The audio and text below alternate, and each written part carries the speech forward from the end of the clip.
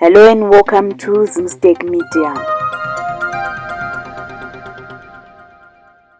In some latest developments, President Emmerson Mnangagwa has presided over the 19th graduation ceremony of Great Zimbabwe University at the institution's main campus in Masvingo. It is said that 3,400 graduates were kept.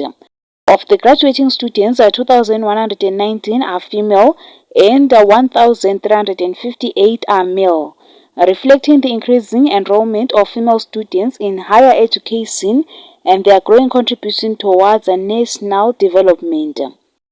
Running under the theme Delivering Innovation and Human Capital for National Impact, the graduation ceremony accentuates Great Zimbabwe University's commitment to transforming research outputs into practical solutions that address community needs.